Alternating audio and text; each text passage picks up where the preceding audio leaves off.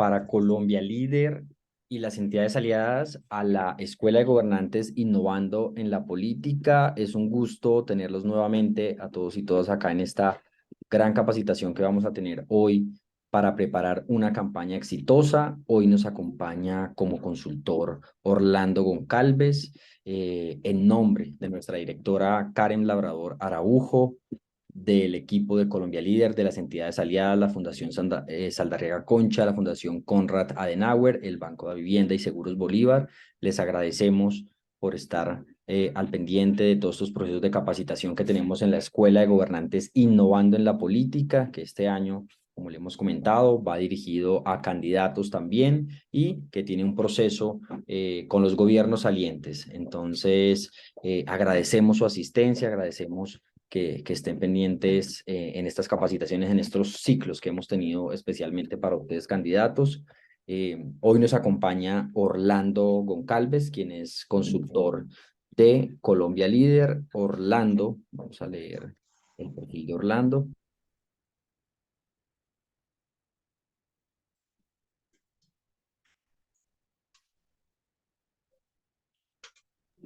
Orlando es consultor político y estratega con más de 34 años de experiencia en campañas electorales, marketing de gobierno, manejo de crisis. Ha desarrollado más de 300 proyectos y campañas en 13 países como Venezuela, Ecuador, Bolivia, Paraguay, Perú, Argentina, México, República Dominicana, Nicaragua y Colombia. Es conferencista internacional en temas de comunicación política electoral, marketing de gobierno, liderazgo y impartidas en más de 35 instituciones de 21 países. Es autor del libro Ganar, Gobernar y Comunicar.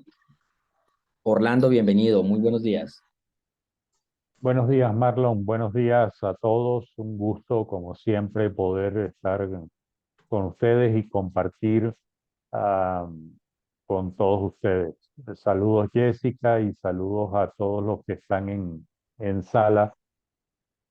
Bueno, no perdamos tiempo. Si les parece, vamos a comenzar.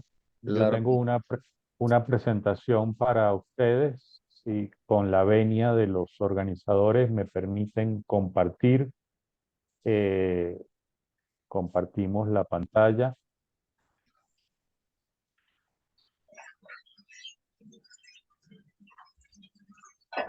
Estaremos leyendo sus preguntas en el chat. Cualquier inquietud también pueden alzar la mano para hacerle preguntas a nuestro consultor y estaremos enviando también el listado de asistencia. Muchísimas gracias. Listo, Orlando. Marlon, yo al compartir pantalla, yo no veo quién alza la mano ni nada por el estilo. Entonces, si tú me ayudas con eso, sería muy agradable que me Claro que vayas diciendo si hay preguntas en el camino. listo, sí, señor. Eh, la idea de hoy es hablar un poco sobre campañas electorales y hablar sobre cuatro ejes fundamentales. El primero es el contexto, dónde estamos parados, cuáles son las claves de la comunicación política moderna, la que nos da el éxito para poder alcanzar los objetivos que nos planteemos, cómo se organiza la campaña y el cuarto de guerra, y en última instancia el mensaje. Como es una presentación bien completa, trataré de ir rápido, sobre todo en la primera parte del contexto, pero espero que podamos cubrir todos y que todos los temas y que esto sea entretenido y agradable y sobre todo útil para ustedes. ¿Cuál es el contexto? Bueno, estamos en un cambio de era y eso trae muchos cambios a alta velocidad. Los escenarios son volátiles, cambiantes e inesperados. Eh, de- Pues ya vino claro. ¿Podemos cerrar el micrófono, por favor? Gracias. Estamos en una democracia de las minorías, donde sencillamente la hiperpolarización, la estigmatización, la exclusión, la división, esos discursos hiperpolarizantes nos están afectando y están haciendo que los ciudadanos se separen cada vez más de sus gobernantes. Los ciudadanos tienen la percepción de que quienes gobiernan lo hacen para beneficio propio o para pequeños grupos de poder. De hecho, Colombia, por ejemplo, el 80% de los colombianos piensa de eso. Hay una desconexión mutua. El ciudadano, por un lado, se desconecta de la política y de los políticos, y los políticos, a su vez, se desconectan de la población, viven en su propio mundo, muchos de ellos, no todos, evidentemente, pero muchos de ellos viven en su propio mundo porque además entienden que si el ciudadano no le interesa la política, pues ellos se ocupan de lo de ellos y no se ocupan de los ciudadanos. Y eso lleva a que tengamos liderazgos muy débiles, presidentes electos cada vez con menos participación ciudadana.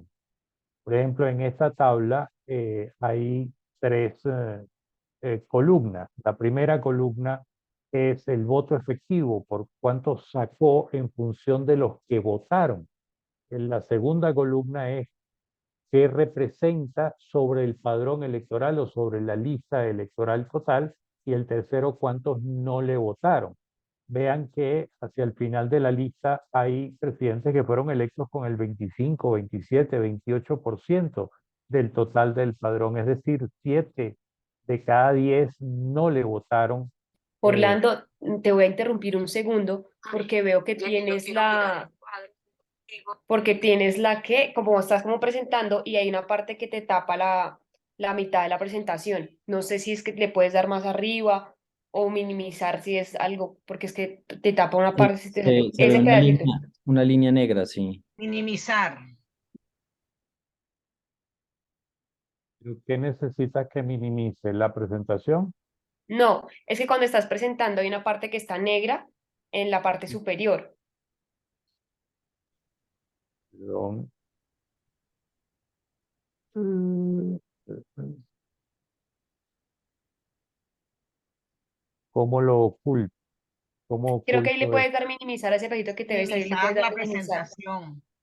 O el anterior, cuando se ven todas las diapositivas mejor, se mejora.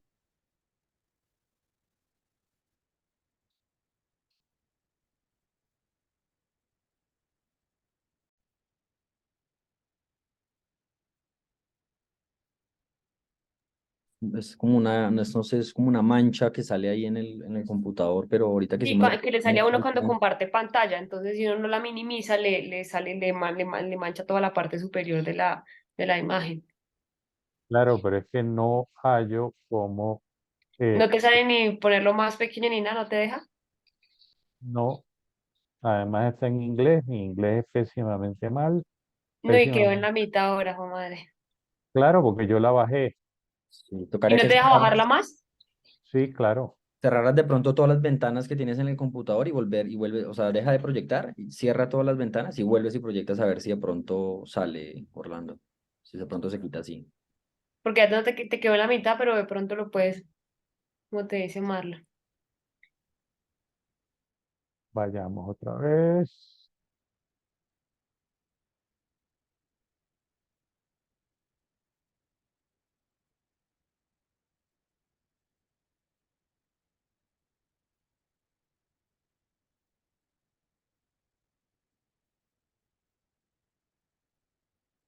No, sigue apareciendo. Orlando estaba mejor cuando le has dado que se veían todas las diapositivas y se ven las del lado izquierdo lo que vas a presentar, pero al menos no se ve la barrita negra.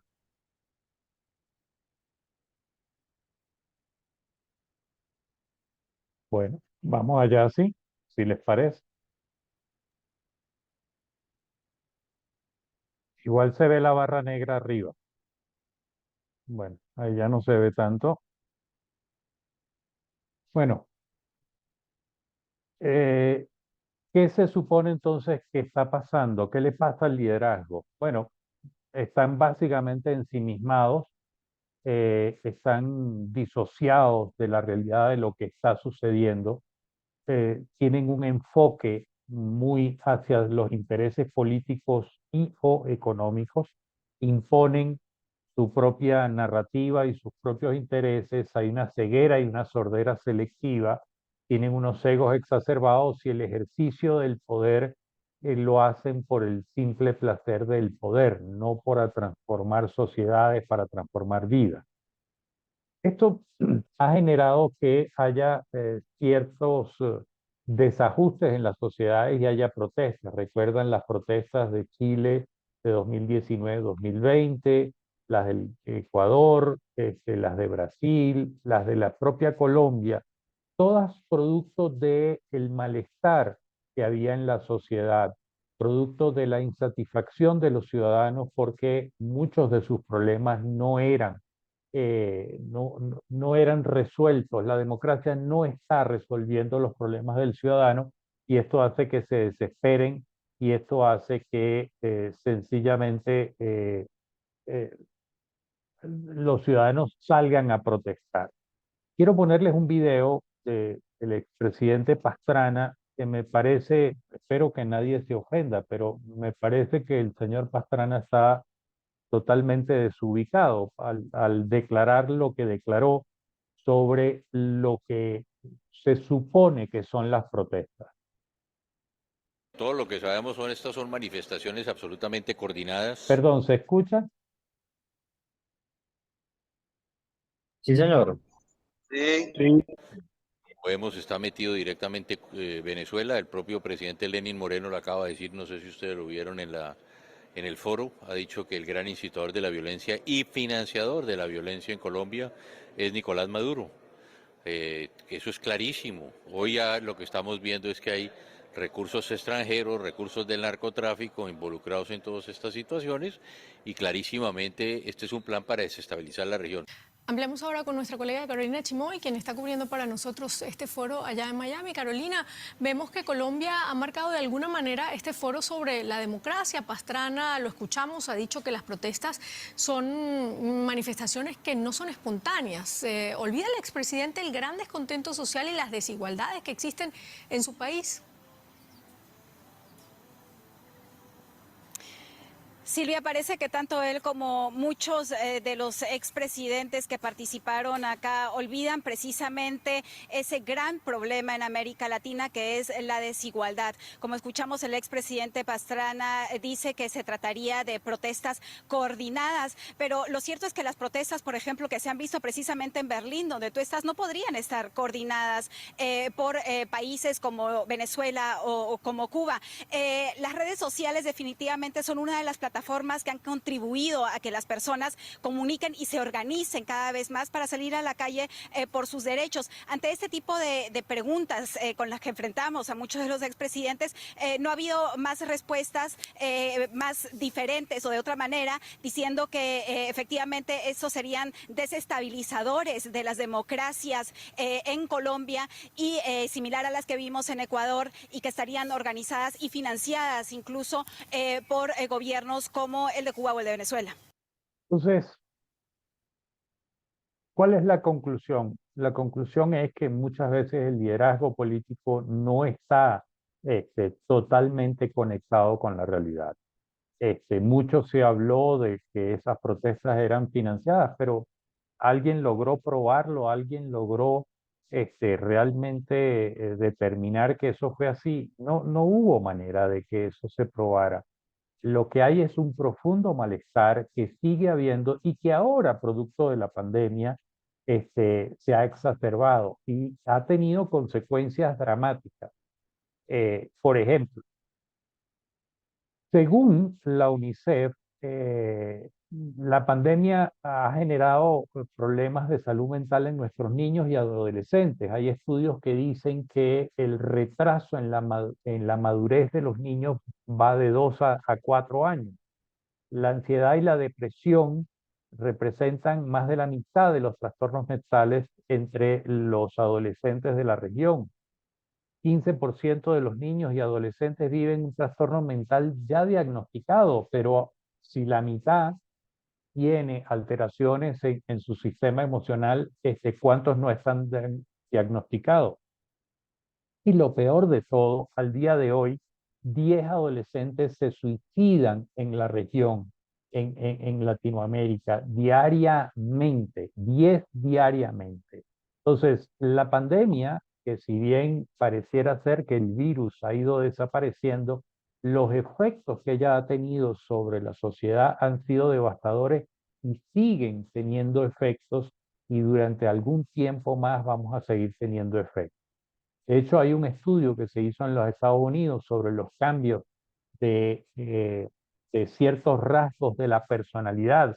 Por ejemplo, el neuroticismo, que es simplemente los niveles de inestabilidad emocional que tienen las personas ha aumentado.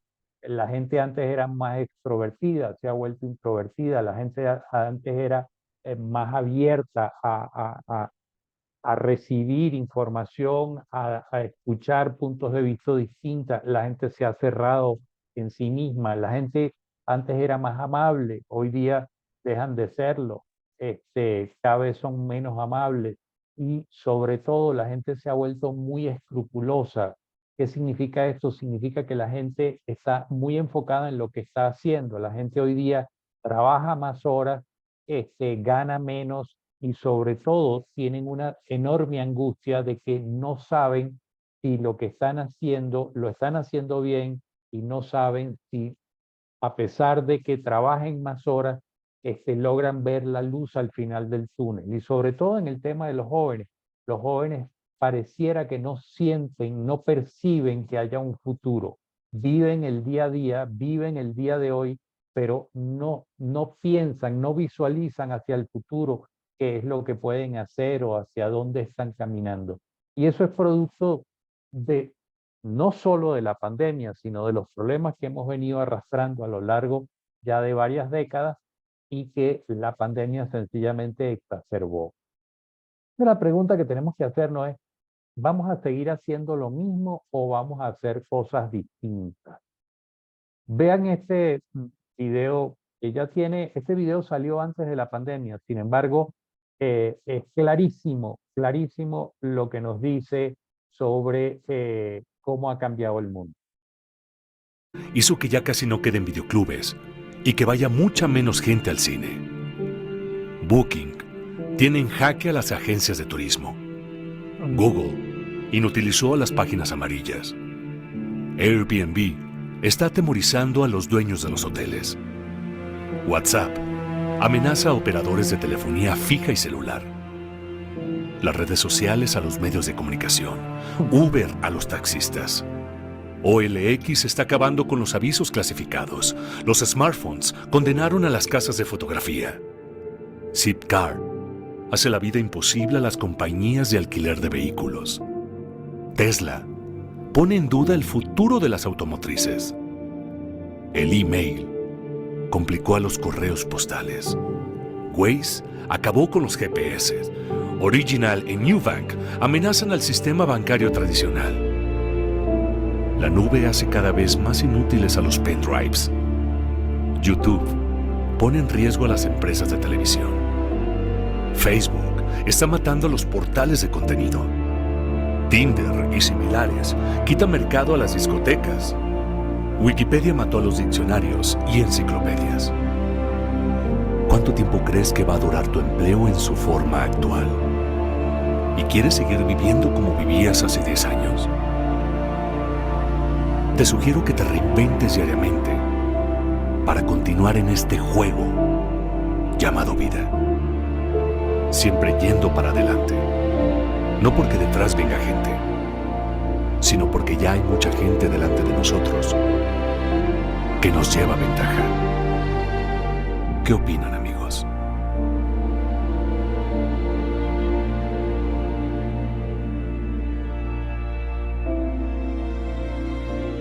Entonces la pregunta es, ¿vamos a seguir haciendo lo mismo de siempre? ¿O es que acaso la política no ha cambiado? ¿Es que acaso la manera de hacer política y por supuesto la manera de hacer campaña no ha cambiado? Esto es una reflexión que tenemos que dar y que tenemos que debatir. No es posible seguir haciendo lo mismo de hace 20, 30 años atrás. La política cambió, la gente cambió, las sociedades cambió, el mundo cambió. Entonces tenemos que hacer cosas distintas. Hablemos de algunas claves fundamentales de la comunicación política moderna. La primera, para mí, que es de las más importantes, es los partidos o movimientos políticos deben volver a ser los articuladores entre el Estado y la sociedad. ¿En qué momento se perdió el rumbo? ¿En qué momento los partidos y los movimientos políticos se transformaron solo en maquinarias electorales que medio se organizan a la hora de una elección, a 3 meses, 4 meses de la elección, se organizan y salen a pedir el voto? Bueno, ¿y qué hacen los partidos políticos y los movimientos políticos a lo largo de los 3 años y medio, casi 4 años después de la elección? Es allí donde hay un problema complicado. Los ciudadanos se alejan de la política, sí, pero es que los partidos también están alejados de los ciudadanos. Otro elemento interesante es que estos partidos y estos movimientos tienen que tener vocación de poder, pero ¿vocación de poder para qué? Y el tema es vocación de poder para respaldar las causas ciudadanas, para estar al lado de los ciudadanos, no por obtener el poder por sí mismo. Los partidos y movimientos tienen que organizarse y tienen que buscar acceder al poder para poder usar el poder y transformar vidas y transformar sociedades, mejorar la calidad de vida de los ciudadanos. Para acceder al poder hay que construir una plataforma lo suficientemente amplia que represente, agrupe a todos los micropoderes que están presentes en la sociedad. Por lo general, cuando hacemos campaña nos enfocamos, bueno, ¿dónde están nuestros electores? Resulta que hay gente que uno quizás no le presta la debida atención. Por ejemplo, la señora que vende tintos en la esquina y que tiene 20 años vendiendo tintos en la esquina. Esa señora la conoce todo el mundo. Esa señora habla con media humanidad. ¿Por qué esa señora no está en nuestra campaña? ¿Por qué esa señora no puede ser parte de nuestro movimiento? Ah, porque ella vende tintos, está en una esquina. Bueno, ¿cuán importante es para la sociedad esa señora? ¿Cuál es el nivel de acceso de esa señora? Ah, no, bueno, la presidenta de la asociación con niños con síndrome de Asperger está con nosotros. Ah, pero eso es una asociación pequeña. Oiga, ¿qué tan importante es que la presidenta de esta asociación con niños con síndrome de Asperger esté a favor de su candidatura, que lo respalde, que diga que en su programa de gobierno usted incluyó acciones concretas, específicas para ayudar a este tipo de familias y a este tipo de niños? Bueno, esos son los pequeños micropoderes de los que hay que tomar en consideración y de los que hay que buscar agrupar y establecer alrededor de nuestra campaña. Luego, hay los poderes reales y los poderes simbólicos. Los poderes reales, por ejemplo, los medios de comunicación, el poder económico, esos son poderes reales. Pero hay poderes simbólicos, por ejemplo, las iglesias, llámense católica o evangélica o protestante, son poderes simbólicos, tienen influencia sobre las sociedades. Los grupos organizados que luchan y combaten por las causas ciudadanas, esos son poderes simbólicos. Bueno, ¿por qué no los estamos tomando en cuenta a la hora de las campañas? El poder es efímero, el poder cada día es más fácil de ganar o cada día es más fácil de perder. Hay gente que piensa que siendo alcalde va a ser alcalde de por vida. No, señor, su periodo es 4 años, su periodo como gobernador es 4 años, su periodo como legislador es 4 años, su periodo como presidente es 4 años. Ah, que en algunos casos usted se pudiera reelegir en otra oportunidad. Sí, es posible que usted después de 4 años de alcalde pueda volver a ser alcalde o pueda volver a ser gobernador o representante o senador, pero el poder se va y el poder no es para siempre. Entonces, y el poder tiene que estar en función de cómo ayudo a la sociedad, cómo hago que el poder haga la vida más fácil y más cómoda y mejor para los ciudadanos. Hay 2 elementos claves a la hora de pensar en una campaña y es pensar estratégicamente y es pensar en los ciudadanos. Y sorprendentemente vemos cómo en muchas oportunidades la gente en las campañas, bueno, se nos ocurrió tal idea y bueno, vamos a hacerla porque se ve bonita, se ve interesante, pero esa idea bonita, interesante, esa ocurrencia responde a una estrategia, esa nos va a ayudar a obtener los objetivos estratégicos que queremos y luego los ciudadanos. Sorprendentemente, muchas campañas se equivocan en el target. Campañas no se trata de los candidatos, se trata de los ciudadanos, de lo que ellos piensan, de lo que ellos sienten, de lo que ellos anhelan, de lo que ellos les angustia y de cómo usted como candidato le va a dar respuesta. Y muchas veces se enfrascan en peleas entre candidatos y a discutir de política y se olvidan del ciudadano, se olvidan de que es él el que tiene el poder de decisión. Luego, en política, la forma pesa tanto o más que el fondo. ¿Qué quiero decir con esto?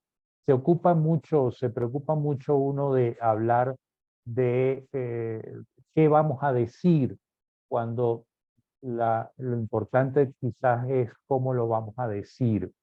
Les pongo un ejemplo práctico que ustedes lo viven todos los días. Probablemente en un evento un candidato esté hablando y diciendo para nosotros las mujeres son lo más importante, pero resulta que en el presidium que está detrás de él hay puros hombres.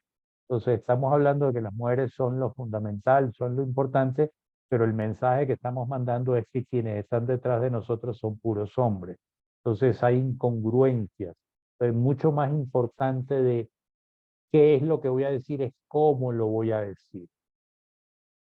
En política se trata de mover emociones, no es de otra, de otra cosa, es mover emociones, es conectar emocionalmente con los ciudadanos y hacer que estos se acerquen a nosotros, a nuestra posición política, a nuestra propuesta. La gente le va a recordar a usted por cómo usted lo hizo sentir, no por lo que le dijiste. Te pongo otro ejemplo. Todos los que estamos en esta sala tuvimos alguna vez un primer novio o una primera novia. Yo no sé ustedes, yo no logro recordar el nombre de la muchacha, pero logro recordar el beso, logro recordar el sitio, logro recordar hasta cómo estábamos vestidos, la hora, todo. ¿Por qué? Porque fue una emoción muy fuerte que conectó conmigo y que me marcó. Bueno, de eso se trata la política, de conectar con los ciudadanos y de hacerlos estremecer con los planteamientos que usted está haciendo, porque esos planteamientos son fundamentalmente los mismos intereses de los ciudadanos. El foco de la política es entonces mover emociones para acercar a los electores a la posición donde usted está, para acercarlos a los planteamientos que ustedes hacen. Esa es el foco de la política. Y eso se logra cuando se conecta correctamente, cuando se tiene una clara lectura de lo que está sucediendo. El siguiente video es de una campaña que hicimos en Santa Cruz de Bolivia. Y fíjense, ese señor que aparece allí había sido alcalde años antes y cuando hicimos la investigación en los focus groups de los jóvenes, es decir, que cuando ese señor fue alcalde, él había sido alcalde 10 años atrás, pues los focus de los jóvenes de 18, 19, 20 años, estos jóvenes que en ese momento, 10 años atrás,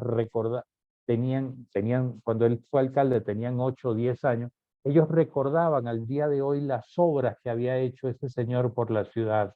Y entonces, basado en eso, si esos niños recordaban estas obras, validamos esta información en el resto de los grupos y nos dimos cuenta de que en su mente, en la mente del electorado de Santa Cruz de Bolivia, estaba clarísimo lo que ese señor había hecho hace 10 años atrás y que había que usar ese elemento para no meter información nueva, sino simple y llanamente para conectar con ellos con información que ya estaba presente en su mente. Y esto fue lo que dijimos en esa campaña. Voy recorriendo las calles de mi ciudad que pareciera abandonada en un destierro. Calles olvidadas por el asfalto y la equidad se ven vestidas de inseguridad y miedo. Te abandonaron Santa Cruz, no hay derecho. Levántate, por eso vengo a tu casa, a tu barrio. Levántate, qué buenas nuevas con esfuerzo y trabajo. Levántate, porque es posible una ciudad sin sobreprecio. Ya viene Percy, vuelve el progreso. Levántate, por eso vengo a tu casa, a tu barrio. Levántate, qué buenas nuevas con esfuerzo y trabajo. Levántate, porque es posible una ciudad sin sobreprecio. El 5 de diciembre viene Percy, vuelve el progreso. Ya viene Percy, vuelve el progreso. Como vieron, si los jóvenes recordaban las obras que había hecho ese señor 10 años atrás, lo que hicimos fue entonces montarnos sobre lo que la gente ya tenía en su mente. Teníamos una clarísima lectura de lo que estaba sucediendo. 90 días antes de la elección, nosotros estábamos 12 puntos abajo. Y en 90 días le dimos la vuelta a la elección porque tuvimos una estrategia muy clara y un mensaje muy claro, muy poderoso, muy emocional, que conectó con la gente y logramos ganar la elección por apenas 2 puntos, pero la logramos ganar.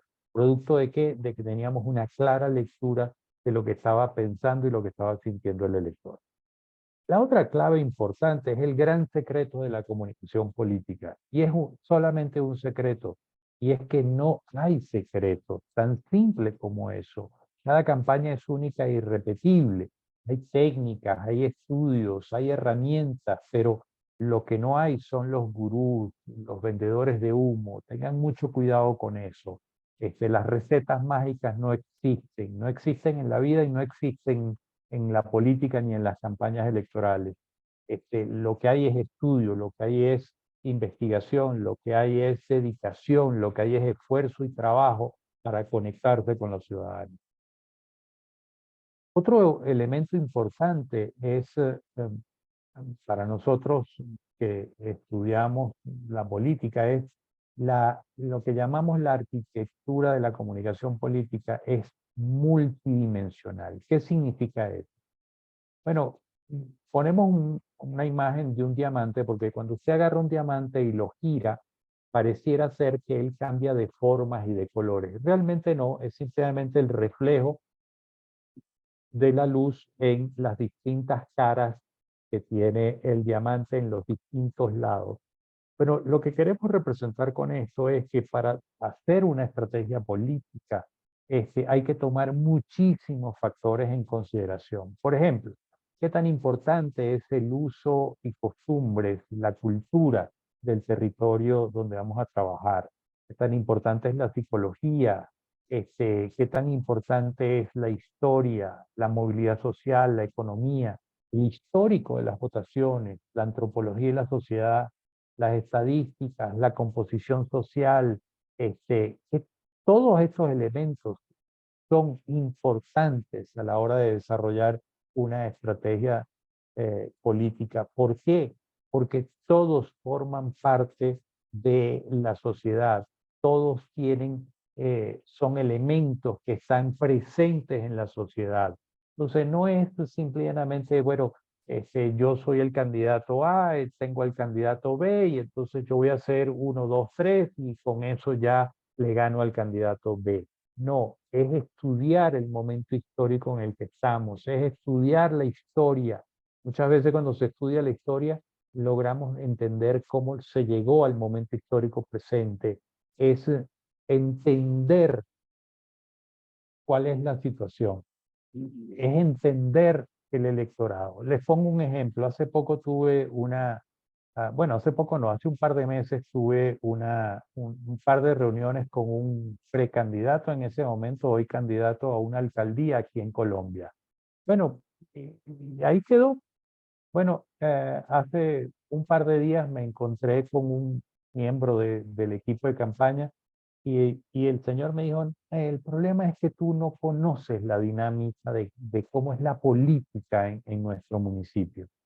Entonces yo le pregunté al señor, está bien, es posible que tú tengas razón. Aclárame una cosa, ¿cuántas campañas tienen ustedes? Bueno, la verdad, 2 campañas. Ok, está bien. ¿Por qué? Bueno, porque yo tengo 300 y en 13 países, entonces algo debo saber de elecciones. Bueno, 2 días después lo volví a ver y ¿qué estaban haciendo? Repartiendo lechona y repartiendo soda. Bueno, si creen que así es la política y de que esa es la dinámica, este, puede ser que estén equivocados. No le auguro buenos beneficios a ese elector. Fueron incapaces de sentarse a pensar y a estudiar, bueno, cómo ha crecido nuestro municipio, hacia dónde ha crecido, qué población nueva es la que está llegando, qué electores nuevos se han registrado, cuáles son los principales problemas, angustias de la ciudadanía. Están enfocados en lo mismo de siempre y resulta que el mundo cambió. Luego, esto ya lo habíamos hablado, el ciudadano. El ciudadano, para entender al ciudadano, nosotros tenemos que mimetizarnos con él, tenemos que ponernos en sus zapatos y tenemos que poder vivir y sentir lo que ellos sienten en su día a día. Nosotros no podemos hablar de que sencillamente el ciudadano, nosotros creemos conocer al ciudadano. Yo cada vez que oigo a un político decir es que el pueblo quiere, a ver, idiota, y usted no es pueblo, o usted vino de Marte o vino de otra galaxia. Cuando esos discursos, trabajo por mi pueblo, oiga, ¿por qué no se incluye usted? ¿Por qué hace esa diferenciación? ¿Usted es una persona distinta a la gente o usted es un ciudadano que vive y sufre lo mismo que ellos diariamente? Y cuando no se tiene esa capacidad de percibir, de sentir, de vivir, es muy difícil entender.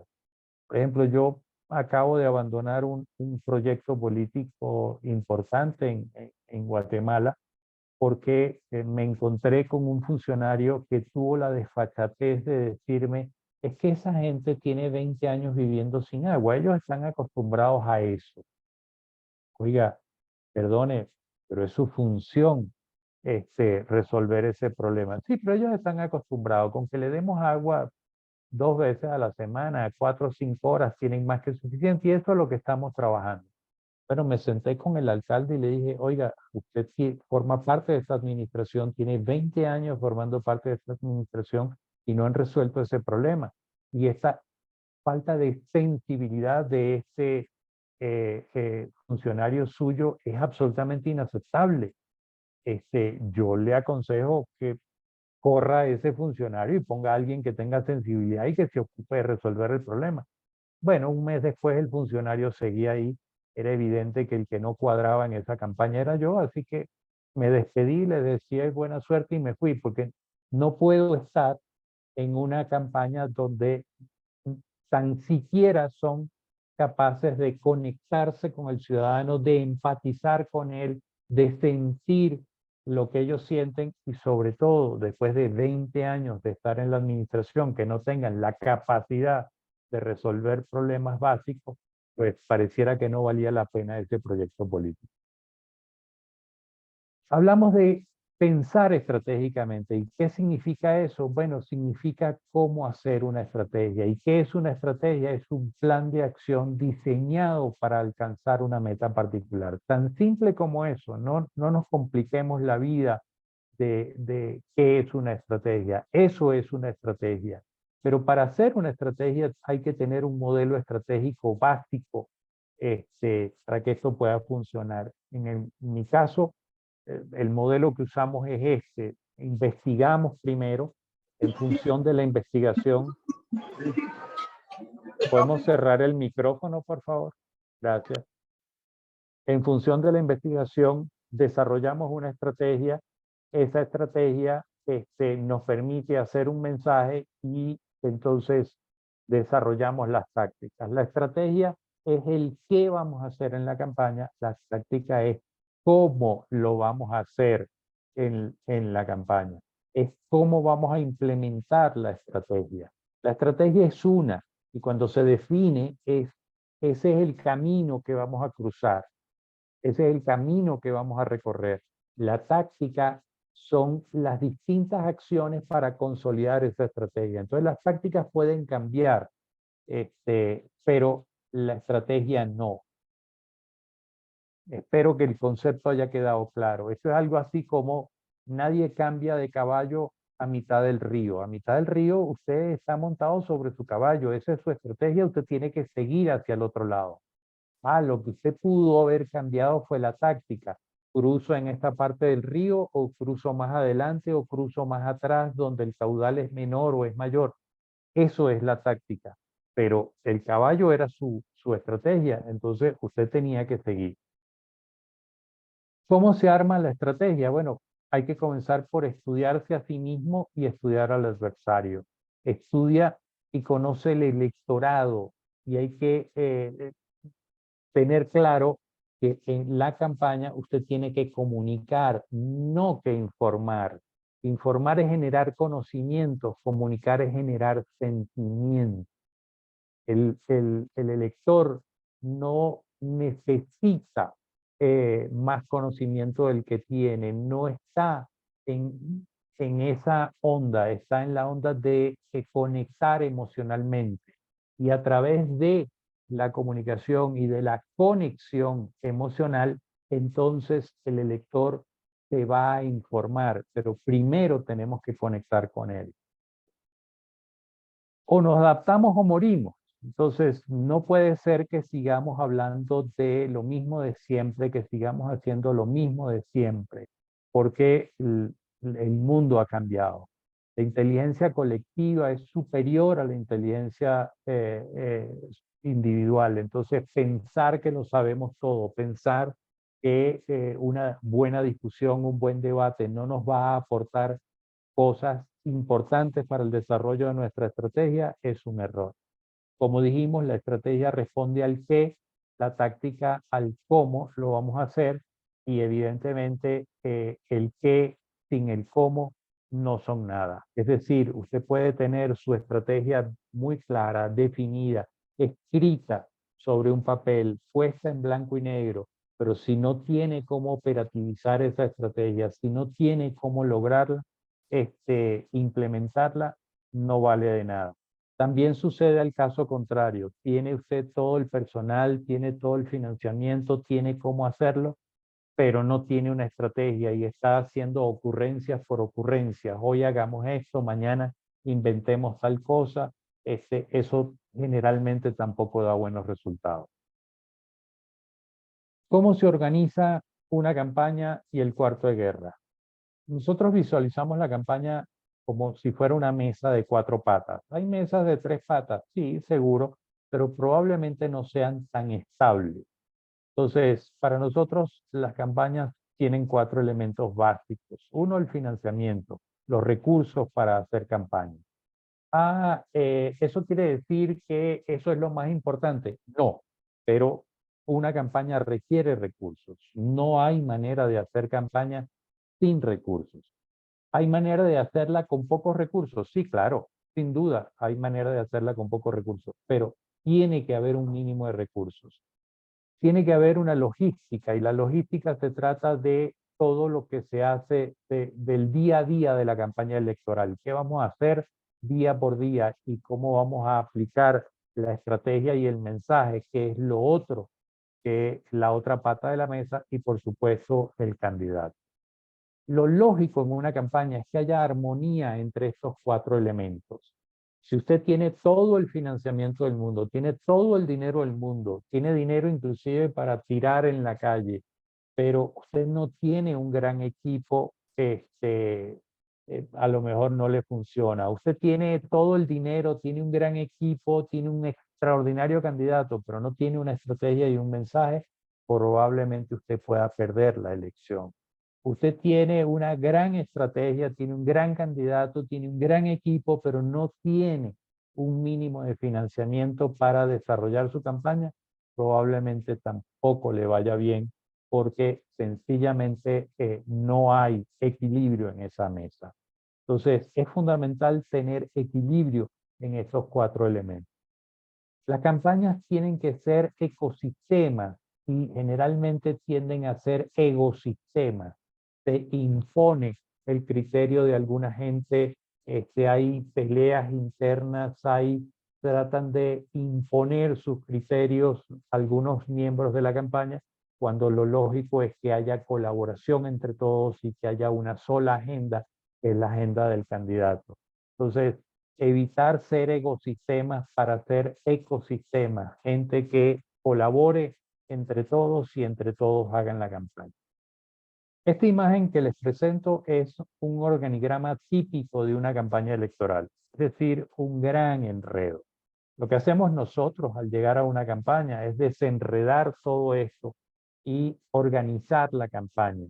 Ahora, ¿cuál es el organigrama de campaña, el mejor organigrama de campaña? No hay un organigrama de campaña específico, porque todo depende de la campaña, qué tan grande es, qué tan compleja es, con cuánto tiempo de antelación estamos trabajando, etcétera, etcétera. Lo que sí hay son características mínimas que tiene que tener un organigrama de campaña. La primera, líneas de mando muy claras. ¿Quién es el jefe de debate o el gerente de la campaña o el jefe de la campaña?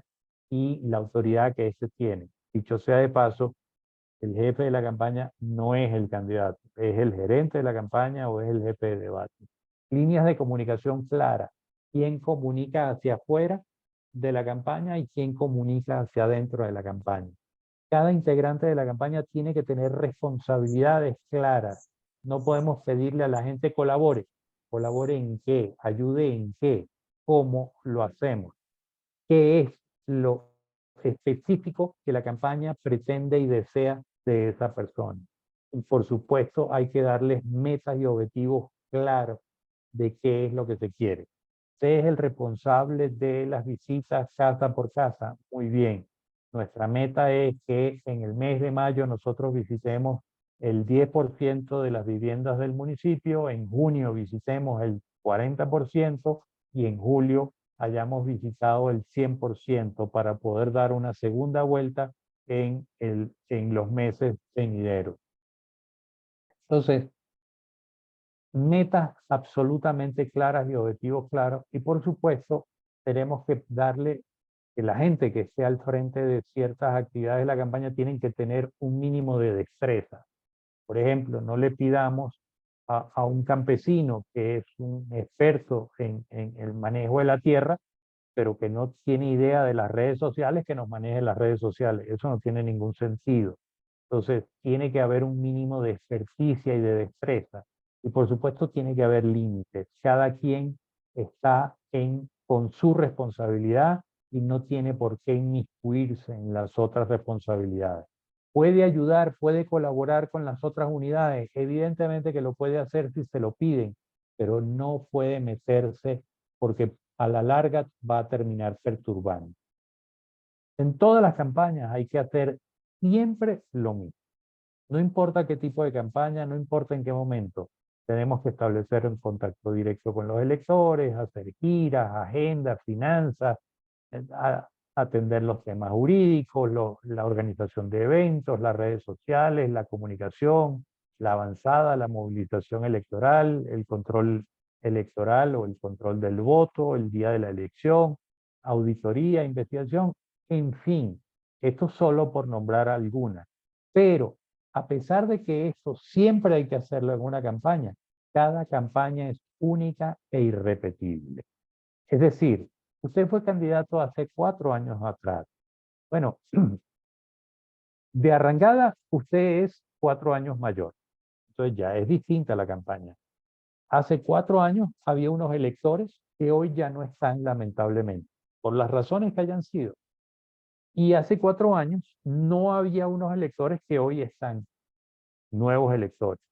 Entonces, evidentemente la campaña es distinta. La situación del país, la situación de su municipio, de su departamento, La situación del mundo era una hace 4 años. Hoy es totalmente distinta. Entonces, lo que usted hizo hace 4 años atrás y que le fue extraordinariamente bien con lo que hizo, no necesariamente le puede funcionar en esta. Hay cosas que sí, pero no necesariamente podemos hacer una copia al carbón de lo que se hizo hace 4 años, porque las realidades son distintas y las campañas son únicas e irrepetibles. Lo importante de una campaña es que haya la sincronía entre todos los engranajes de la campaña.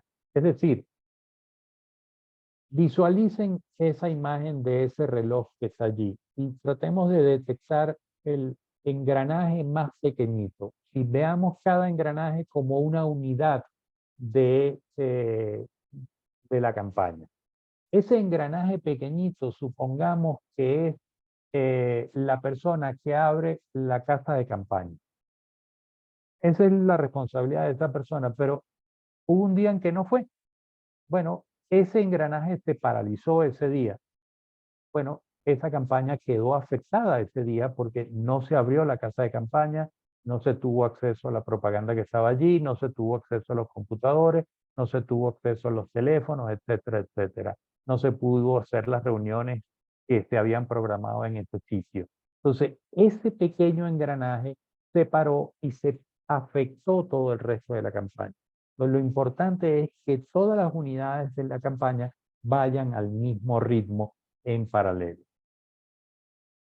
Ahora, ¿qué es el War Room o el cuarto de guerra? Es básicamente un cuerpo colegiado que diseña las tácticas de la campaña de manera diaria, que lleva el pulso de la campaña, que anticipa las acciones y que permite conservar y aumentar la ventaja que traemos.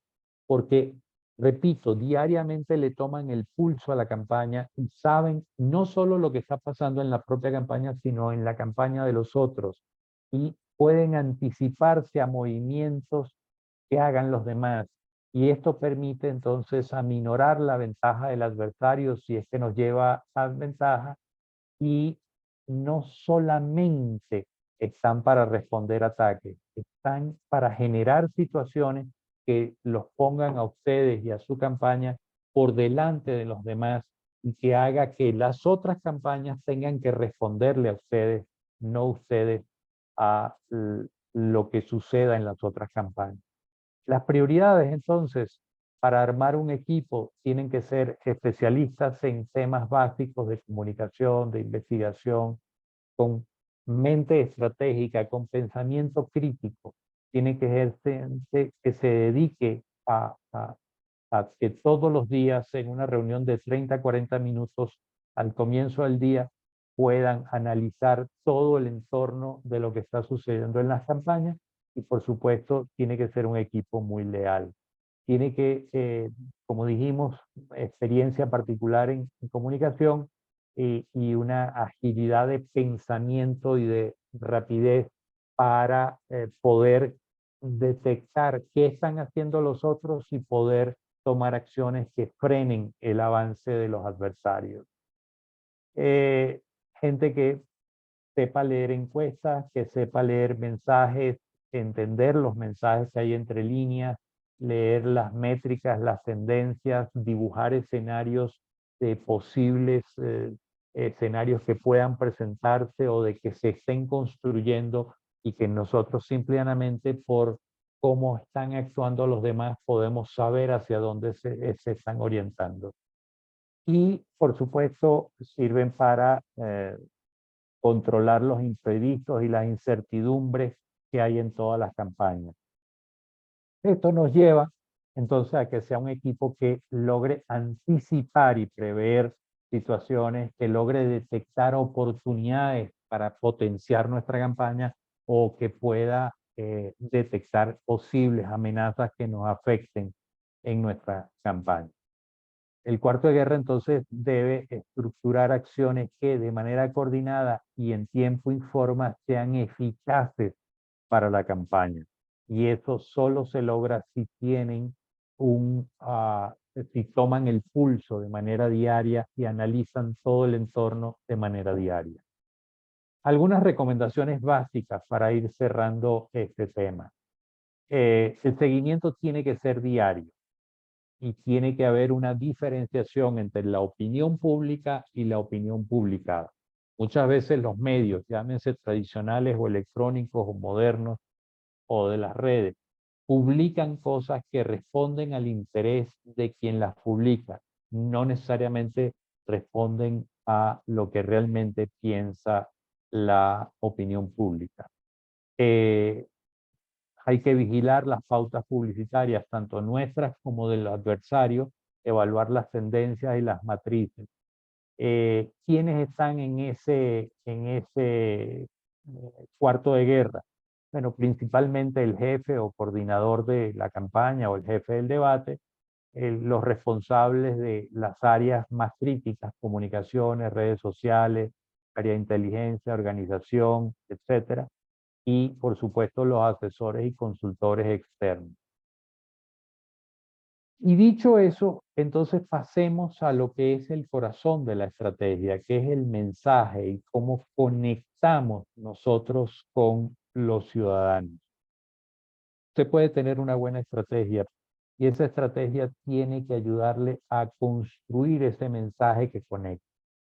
Muchas veces pensamos que los mensajes son cosas complicadas y que hay que hacer algo muy completo y explicarle a la gente, y no, es al contrario. Los mensajes tienen que ser muy sencillos, muy simples, para que pueda ser digerido y aceptado por todo el mundo. Por ejemplo, esto fue una encuesta que se levantó hace unos años en México y se le preguntaba a la gente, diría que por lo general las cosas que dicen los políticos se entienden bien o casi no se entienden. 67% de la gente dice que casi no se entienden. Entonces, muchas veces los líderes políticos y los candidatos complejizan el mensaje para hacerse ver que son personas estudiadas, cultas, preparadas. Resulta que eso a la final hace que las cosas no se entiendan. Y si yo no entiendo lo que usted me está diciendo, probablemente no confíe en usted, porque no le entiendo. Y si no confío en usted, entonces probablemente no le vote. Y eso es algo que hay que tener muy claro. Entonces, ¿cuáles son las características claves de un mensaje? Básicamente, que sean claros, sencillos, cortos, creíbles, emotivos, repetitivos. No es que yo esta mañana en el barrio tal ya hablé sobre el tema del deporte, entonces ahora quiero hablar sobre el tema del agua. Y en la noche quiero hablar sobre el tema de la seguridad. No, tiene que haber un mensaje sombrilla que usted repita y repita y repita, porque los que le escucharon esta mañana no son los mismos del mediodía ni son los mismos de la noche. Pero hay dos características fundamentales que son las más importantes a mi manera de ver. La primera es que su mensaje tiene que generar conversación. Es decir, la gente tiene que hablar de lo que usted está hablando. La gente tiene que criticar, tiene que apoyar, tiene que respaldar, tiene que renegar de lo que usted está diciendo. No importa que hablen mal. Lo importante es que hablen de lo que usted está hablando, de que se genere el debate y de que usted pueda dialogar con los ciudadanos en función del mensaje que usted está distribuyendo. Y por supuesto, lo más importante, el ciudadano debe ser el sujeto del mensaje, debe ser el epicentro del mensaje, porque la campaña se trata de ello. Usted es solamente el complemento de ese mensaje, usted es el mensajero, pero el ciudadano tiene que ser el sujeto del mensaje. Y los mensajes tienen que ser emociones, porque las emociones llevan a los sentimientos, y los sentimientos hacen entonces que uno llegue a convencimientos y llegue a acciones que probablemente por la vía racional no lo hacemos. La política, como les dije anteriormente, se trata de emociones, de mover emociones. Y cuando un elector se emociona con un candidato, siente que ese candidato o esa candidata es igual a él, le llama la atención lo que dice, porque habla de las mismas cosas que él como elector siente y le angustia. Eso genera un sentimiento de empatía, que eso es mucho más fuerte que la lechona, que la cerveza o que los 50.000 pesos. ¿El elector va a tomar la lechona, la cerveza y los 50.000 pesos? Sí, seguramente lo hará, pero si su decisión es votar por alguien por convencimiento, porque hay una conexión emocional con ese candidato, ninguno de esos elementos distractores le va a hacer cambiar de opinión. Tony Schwartz fue un extraordinario consultor político norteamericano, ya fallecido hace muchos años, y él desarrolló un concepto que al día de hoy sigue siendo válido. El objetivo de la comunicación política es tocar un acorde sensitivo en el ciudadano de información ya presente en su mente, no es insertar nueva información.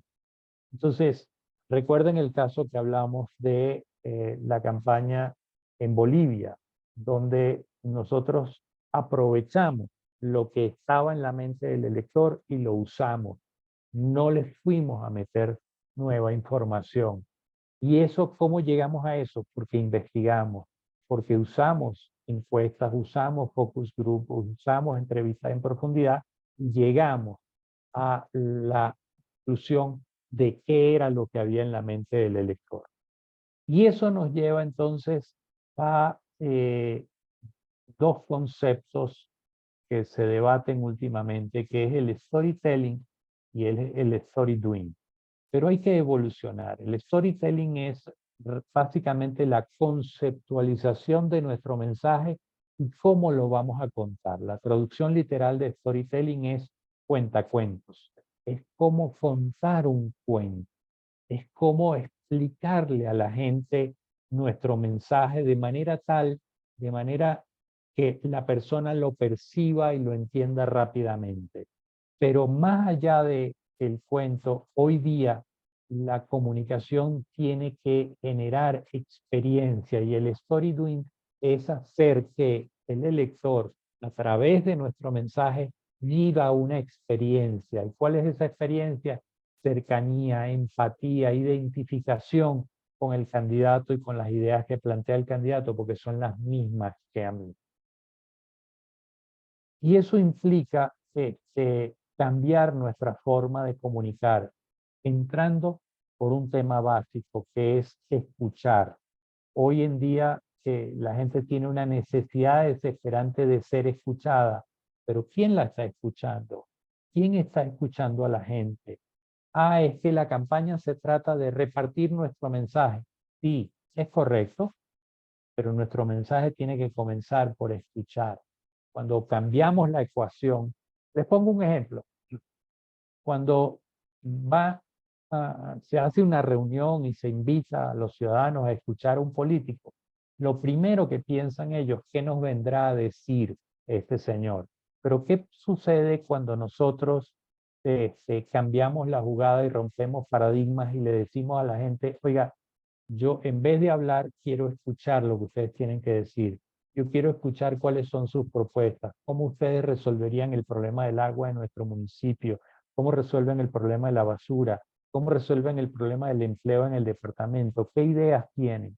Cuando le cambiamos la jugada a la gente y le permitimos que la gente se exprese, eso genera un efecto mágico impresionante sobre la gente porque entienden que ese candidato o esa candidata tiene unas características especiales y es que realmente le importa lo que la gente diga. Fíjense lo que hicimos en una campaña bien simple, cómo desarrollamos este tema de escuchar a la gente.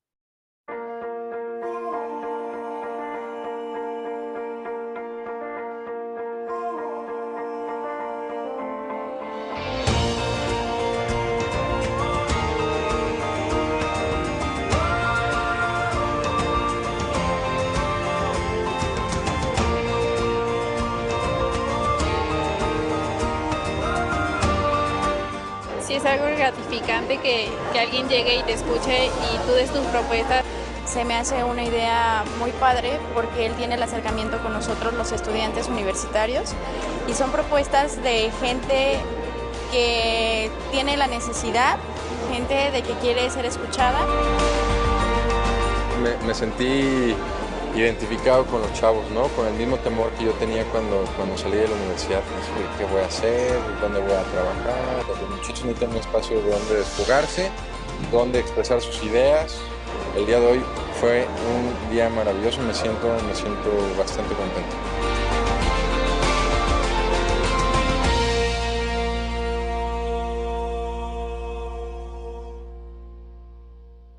¿Qué hicimos allí? Volteamos la dinámica de cómo se desarrolla una campaña. Pusimos a la gente a que hablara, a que expresara.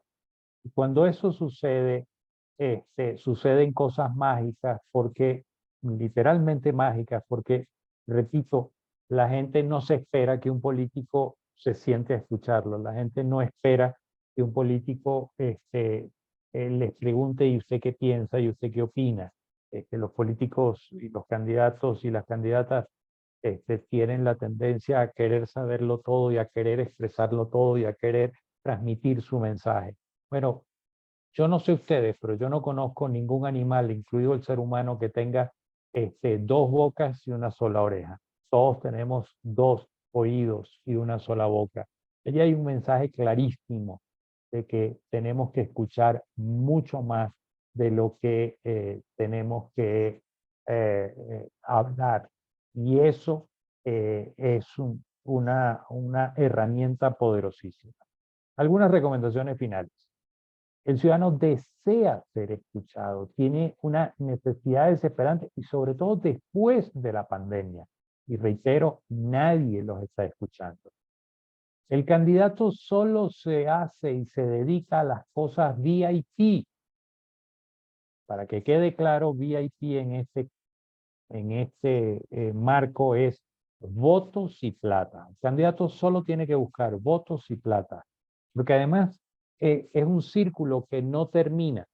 Cuanto más plata consigo, más eventos puedo hacer. Cuanto más eventos hago, más gente contacto, más electores consigo, más subo en las encuestas, más plata puedo conseguir. Y es un círculo que no se detiene. Y es un trabajo bien complicado buscar votos y plata. El equipo es el que hace el resto de la campaña. Entonces, tienen que enfocarse el candidato tiene que enfocarse en eso y la campaña tiene que ocuparse de todos los detalles. Esto es una tabla sobre el tiempo de los candidatos. Y vean que la parte de abajo, la base de la pirámide, es la búsqueda de recursos y se lleva casi el 30% del candidato. Los candidatos o candidatas se desesperan y quieren salir y quieren estar en la calle y quieren estar con los electores, pero ¿de qué le vale a usted estar a los electores y de contactarlos si usted no tiene los recursos para masificar su campaña? Si usted no tiene los recursos para contratar cuñas de radio, para poner vallas, para tener un gran equipo que camine todos los días, toque puertas y toque corazones. Si usted pretende hacer ese trabajo usted solo, probablemente no le va a alcanzar el tiempo. Así que dedicarle buena parte de su tiempo a la búsqueda de recursos es fundamental. Y esta es quizás, las últimas dos láminas son quizás las más importantes para mí de toda la presentación. La clave fundamental de las elecciones hoy día es la toma de decisión de los electores. Y es como si fuera una cascada. Hace 20 años, 30 años, el manual de campañas políticas en su tomo 1, capítulo 1, decía, para ganar una elección usted tiene que hacer 3 cosas. 1, dé a conocer su nombre. 2, dé a conocer su oferta electoral. 3, pida el voto. Eso ha cambiado muchísimo. De hecho, el mundo ha cambiado más en los últimos 30 años que en los últimos 2 siglos. Entonces, si hemos cambiado tanto, ¿cómo es que la manera de hacer campaña no no ha cambiado. Claro que ha cambiado. Entonces, ¿cuál es cómo toma la decisión la gente a la hora de decir por quién va a votar?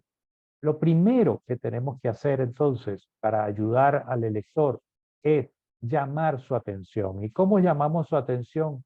Con temas de interés mutuo. Y resalto y subrayo la palabra mutua. ¿Por qué?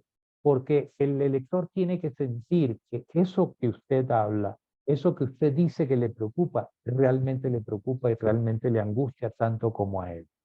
Cuando entonces usted llamó su atención del elector, producto de los temas de interés mutuo, usted despierta su interés. Y el elector entonces busca identificar el nombre de esa persona. Y acto seguido se forma en su mente una imagen sobre esa persona. Si la imagen es negativa, es como si alguien fuera a la parte de arriba de la cascada y cerrara el paso del agua, por lo tanto la cascada se corta, no hay más agua, no hay, el proceso se interrumpe. Pero sin embargo, si la gente se forma una imagen positiva de ese candidato o candidata, entonces el proceso continúa, es decir, el agua sigue fluyendo en la cascada. Y entramos en la parte de la profundidad de la imagen, es decir, el elector va a buscar saber algo más sobre ese ciudadano, sobre ese candidato o esa candidata. Por ejemplo, si es casado, si es divorciado, si estudió, tiene hijos, si trabajó, qué estudió, dónde estuvo, cuáles fueron sus cargos anteriores, etcétera, etcétera. Y eso es muy simple. ¿Por qué hace el ciudadano eso? Bueno, porque de alguna manera lo hace sentir más cerca del elector. Por supuesto que la campaña tiene que hacer su parte de facilitarle esa información. Les pongo un ejemplo. Cuando nosotros admiramos a un deportista, a un artista, a un escritor, a alguna personalidad de la historia, nosotros leemos y buscamos información de ella. ¿Por qué? Porque nos hace sentir más cerca, nos hace sentir más íntimos con esa persona. Ese mismo proceso hace el ciudadano. Por supuesto, la campaña tiene que ayudar a facilitarlo. Y cuando hay entonces esa conexión entre la imagen positiva y los intereses, entonces ese ciudadano, ese elector comienza a pensar en lo que se llama la intención de voto. Y la intención de voto es, yo comienzo a pensar que yo puedo votar por ese candidato o esa candidata, pero la campaña tiene que hacer un esfuerzo adicional para solidificar esta intención de voto y lograr que el día de la elección ese ciudadano, ese elector se levante, se viste, se tome su tinto, vaya al centro de votación y vote por ustedes. Ahora, piense que a lo largo de toda la cascada, nunca le pedimos el voto. ¿Eso quiere decir que hoy en día no se pide el voto? No, no necesariamente. Lo que sí es necesario entender es que la toma de decisión cambió y lo que tenemos es que en una campaña inducir al elector a que él llegue por sus propios medios, él llegue al convencimiento de a quién le debe votar. Y lo que hacemos en esta elección es inducir al elector para que llegue a esa decisión de yo le voy a votar a ese candidato o a esa candidata. Cuando ese elector está absolutamente convencido y llegó por sus propios medios a esa conclusión, no hay lechona, no hay cerveza, no hay tinto, no hay 50,000 pesitos, no hay nada que valga contra eso, porque el elector sencillamente va a tomar la decisión, ya tomó su decisión. Entonces, hay que tener en cuenta que la decisión electoral cambió y la forma como la gente toma la decisión cambia. Les pongo un ejemplo muy práctico que todos ustedes probablemente lo han visto. Muchos de ustedes han ido casa por casa tocando la puerta. Buenos días, señora, ¿cómo está? ¿Cómo le va? Mire, yo vengo de parte del candidato tal, y aquí le doy este folleto del candidato tal. Vote por el candidato tal. Esa persona no los conoce a ustedes, no sabe quién son ustedes, y ustedes están pidiendo el voto para otra persona, ni siquiera es para ustedes. Eso es lo mismo que yo llegar a tocar a la puerta de su casa, ustedes no me conocen, no saben quién está, quién soy yo, y entonces les diga, buenos días, ¿cómo está? ¿Cómo le va? Mire, yo vengo de parte del candidato tal, deme 50.000 pesos para ese candidato. Es exactamente lo mismo, ustedes no me van a dar los 50.000 pesos porque no me conocen, no saben quién soy, no tienen ningún interés en darme los 50.000 pesos. Bueno, pedir el voto es casi que lo mismo que pedir dinero prestado. Entonces, no es lo mismo pedir el voto a inducir a que el elector tome la decisión de por quién votar. Eso es fundamental. Y la otra, ya para cerrar, es cuál es el concepto, cómo visualizo yo a los nuevos líderes. Y yo veo a los nuevos líderes como un elefante, un gran elefante, un poderoso elefante. Hay que pensar y ser estratégico, sin duda. El que se sea estratégico no significa que no se sea empático con el ciudadano. En México tienen una expresión que dicen la persona que tiene colmillo tiene experiencia. El nuevo líder tiene que tener experiencia y capacidad. Tiene que tener un gran olfato. Sin duda, el olfato todavía ayuda a entender el entorno, a entender el momento histórico, a entender la dinámica. Pero el olfato no sustituye la investigación, no sustituye la estrategia. El olfato es simplemente esta inteligencia de ver cómo se mueven todas las piezas del entorno. Los nuevos líderes tienen que dejar huella por donde pasen. ¿Cuál es el sentido de querer ser alcalde para estar en una línea de un libro de historia que diga alcalde de tal fecha a tal fecha? O ser gobernador de tal fecha a tal fecha. Una línea en un libro de historia. Probablemente lo que ustedes tienen que pensar como líderes es yo quiero la página, o es más, yo quiero el capítulo, yo quiero el libro completo dedicado a la acción que yo hice, a cómo goberné y a cómo cambié vida. Tiene que tener orejas grandes, saber escuchar a la gente. Eso hoy en día se vuelve fundamental. Por supuesto, tiene que tener una piel dura para aguantar todos los golpes que va a recibir a lo largo de su vida política o de la campaña. ¿Por qué? Porque así es lamentablemente muchas veces es así la elección. Se trata de golpear al otro, pero esto no es personal. Si el candidato no fuera usted, si no fuera otra persona, esa otra persona sería la que recibiría los ataques. Por supuesto, debe tener un rabo corto. La gente está pidiendo honestidad, mucha honestidad, transparencia, y eso no se decreta. Eso no quiere decir que ustedes digan yo soy honesto y ya está. No, eso lo dice su historia de vida, eso lo dice su actuar. Y por último y no menos importante, perdonen si suena un poco grotesco, pero hay que tener una alta densidad de su masa testicular y ovárica. Es decir, la política es un juego rudo y es un juego donde hay que tomar decisiones importantes y decisiones que a veces no son necesariamente decisiones agradables para el gobernante porque le generan antipatía, pero son decisiones que hay que tomar. Y son decisiones por el bien de la ciudadanía, por el bien de la sociedad. Entonces, si usted no está en capacidad de tomar esas decisiones, no quiere asumir esos riesgos, ¿pueden cerrar el micrófono, por favor? Gracias. Si usted no se atreve a tomar esas decisiones, en campaña también hay que tomar decisiones difíciles a veces. Entonces, la política no es un juego para usted. Y por último, les recomiendo este libro.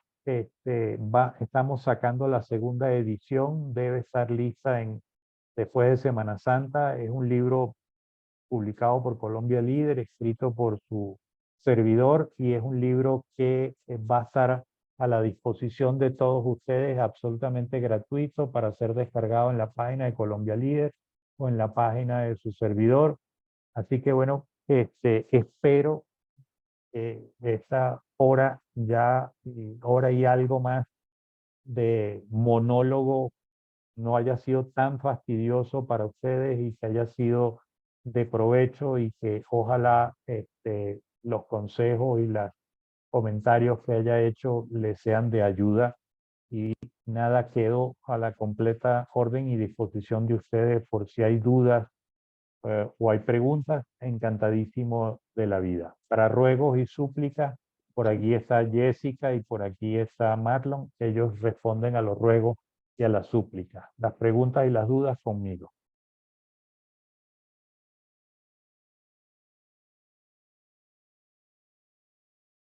No sé quién tenga dudas en el chat o puede alzar la mano para ir dándole el uso de la palabra.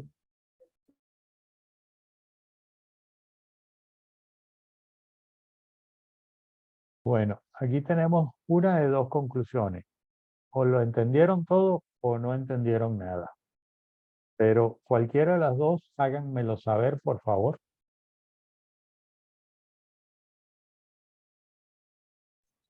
Sebastián Osorio.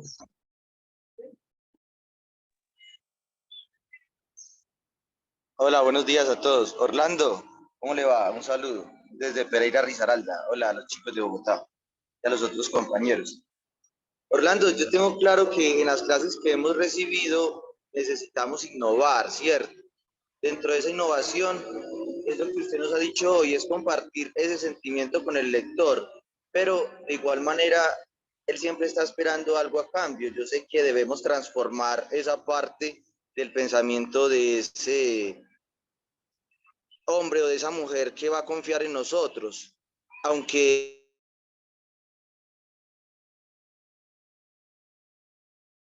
Juan Carlos, Jorge, te congelaste. Corrupto es el ciudadano, el que espera algo a cambio es el ciudadano. Sí, señor, se fue, ¿cierto? Sí, Jorge, pero ¿volverá a hacer la pregunta? No, digo que si habíamos entendido algo o no. Yo entendí y tomé notas, vea. Entonces, no sé, yo tengo claro la estrategia que quiero aplicar. De todos modos, muchas gracias a todos ustedes, muchachos. Jorge, yo entiendo tu angustia. La gente está acostumbrada a recibir algo, pero yo te puedo garantizar, y te lo puedo garantizar porque lo he vivido y lo he hecho en el pasado. Si nosotros llegamos repartiendo cosas, no hay barril que tenga fondo suficiente para aguantar eso. Uno puede ir claramente y con esa estrategia de generar diálogo a la larga, te evitas también el tener que regalar y esperar algo. Y es una manera de cómo enfocar las cosas. En Guatemala, por ejemplo, la gente nos decía es que si no llevamos 1 libra de arroz, la gente no va, 1 libra de café, 1 libra de azúcar, la gente no va a la reunión. Bueno, yo le dije al candidato presidencial en ese momento, Álvaro Colón, quien falleció hace poco lamentablemente, le dije, atravesemos el desierto, no regalemos nada. Y entonces, cuando convocábamos a la gente nos decía, no, si no van a dar nada, no voy. Bueno, no vayan. Entonces, imagínense ustedes un candidato presidencial reunido con 3 señoras, con 4 señoras en un municipio. Se veía muy triste. Pero lo curioso del ejercicio es que 5, 6, 7, 8 personas se acercaban a ver si efectivamente no estábamos regalando nada. Bueno, durante 8 meses atravesamos el desierto. Fue muy duro ir a municipios y que nos recibieran 3, 4, 5, 6 personas. Pero después de 8 meses comenzaron a ser centenas y después de 1 año comenzaron a ser miles de personas las que recibían al candidato. Y nunca regalamos nada. Entonces sí se puede. Hay que atravesar el desierto y toma tiempo. Aura. Bueno, señor, gracias. Bueno, muy buenos días para todos, para el doctor Marlon, para usted, doctor Orlando. Una pregunta, ¿qué opinión le merece o cómo considera que es más efectivo en una campaña? Si estar hablando persona por persona, familia por familia, o las reuniones grandes que normalmente en los últimos meses de la campaña se hacen. yo le sugeriría haga muchísimas reuniones pequeñas para escuchar a la gente. Escuche a la gente. Y después, con las mismas palabras de la gente, usted cierra la reunión al final. Entonces, reuniones de 40, 50 minutos, pero haga 10 reuniones al día, con 10 grupos distintos.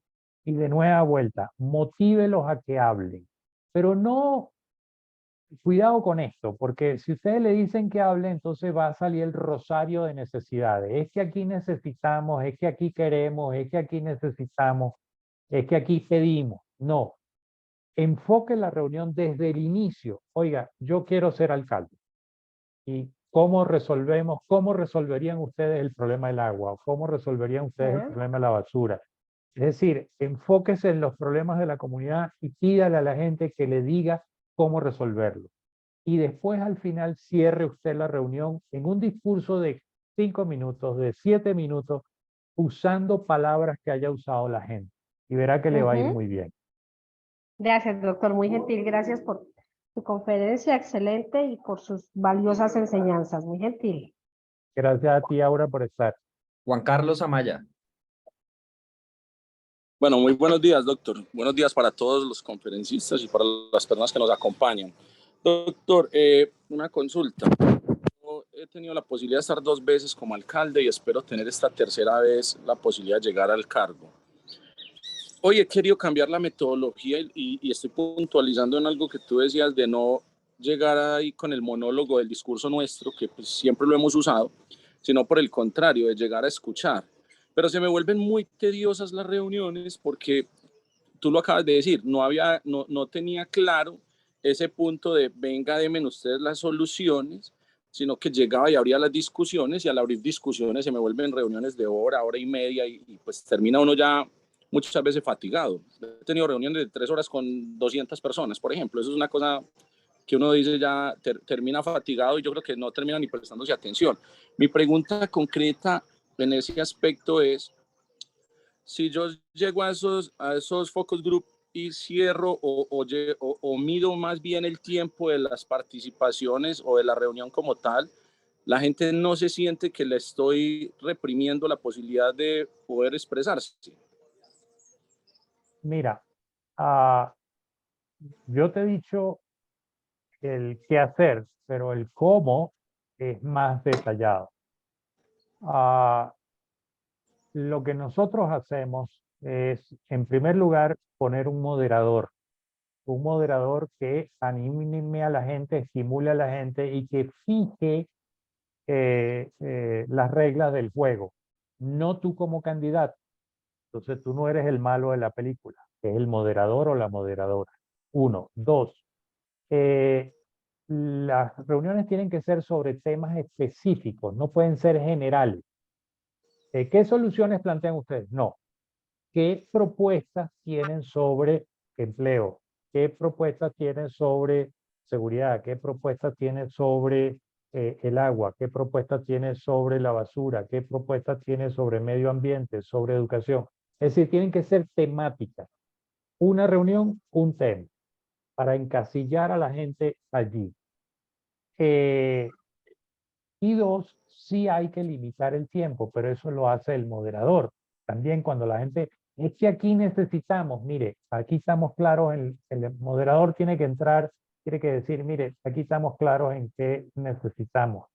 Pero la pregunta es más allá, ¿cómo resolvemos el problema? ¿Cómo lo resolvería usted? Venga, usted es el alcalde ahora. Usted fue electo alcalde, ya seguramente, ya está en el puesto. ¿Cómo resuelve el problema? Y déjame decirte que el resultado de ese ejercicio es que salen a veces ideas fabulosas. La mayoría probablemente no sean ideas viables o no sean ideas que puedas tú aplicar como alcalde porque legalmente o presupuestariamente no puedes. Pero a veces salen ideas brillantes. Pero lo interesante del ejercicio es que la gente perciba, 1, que este señor me escuchó, 2, que este señor pidió mi opinión, y 3, que este señor le interesó, porque cuando habló al final de la reunión, habló de lo que yo dije. Eso es lo importante. Ok, muchas gracias, doctor. A ti. Pido la palabra. Gabriel de la Cruz. Listos. Vamos con Sebastián, don Gabriel, y ya pasamos con Gabriel. Sí, buenos días. Orlando, una preguntita. Pues uno cómo hace con los candidatos que están pues como acostumbrados a hacer política de una forma como antigua sin tener en cuenta pues como el marketing digital.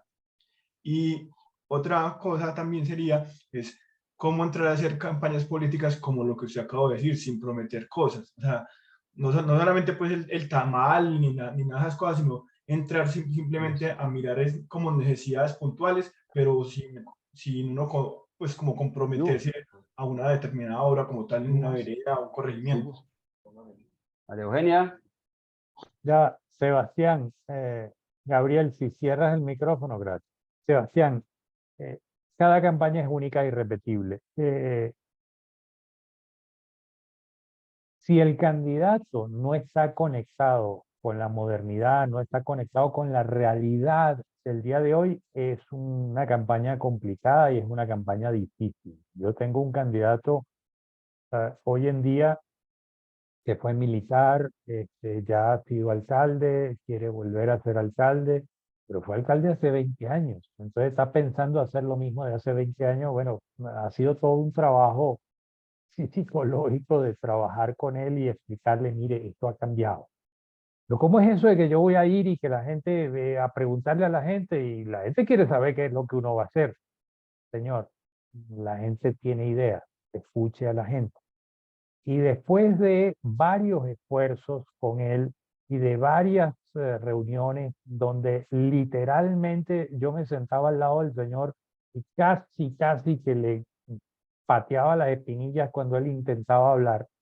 Estoy exagerando un poco el tema, pero literalmente lo contenía para que no hablara. Después de 4 o 5 reuniones, a la final el señor me dijo, oiga, usted tiene razón, la actitud de la gente es distinta, la gente realmente quiere hablar y realmente la gente me da los elementos para que yo pueda cerrar la reunión con sus propias palabras. Usted tenía razón. Entonces hoy en día un candidato que está con una estructura mental y profesional de exmilitar absolutamente cuadriculado, que fue alcalde, que fue relativamente exitoso hace 20 años, lo hemos hecho cambiar. Y en el tema digital no te quiero contar, en el tema digital la pelea ha sido más grande porque no logra entender el tema, pero bueno, ahí la vamos llevando poco a poco. Pero la pelea es un día a la vez. Listo, muchas gracias. Hay una pregunta en el chat que En el dice chat, Diego sí, Fernández. Orlando, Sí. nos dicen... Hay un desbalance entre los candidatos por firmas y los de aval. ¿Qué estrategia se puede aplicar para estos últimos? Mire, esto es una cosa muy particular de Colombia. Yo no he visto esto. Aquí los candidatos no se mueven hasta que no haya el aval. Déjeme decirle que, porque el aval lo entrega alguna persona del partido, por la conformación de grupos, los intereses, por las razones que sean. ¿Qué le cuesta a usted salir y caminar? ¿Qué le cuesta a usted ir a escuchar a la gente? ¿Qué le cuesta a usted conectarse con la gente? ¿Qué le cuesta estar al lado de la gente? ¿Qué le cuesta respaldar las causas ciudadanas? Estar al lado de ellos, estar en sus luchas, empatizar con ellos. No le cuesta nada, no le cuesta un peso. Entonces, no hay desbalance. Usted salga a escuchar a la gente. Los otros recogen firmas. Muy bien. Usted escucha a la gente. Y déjeme decirle que le va a dar muy buen resultado.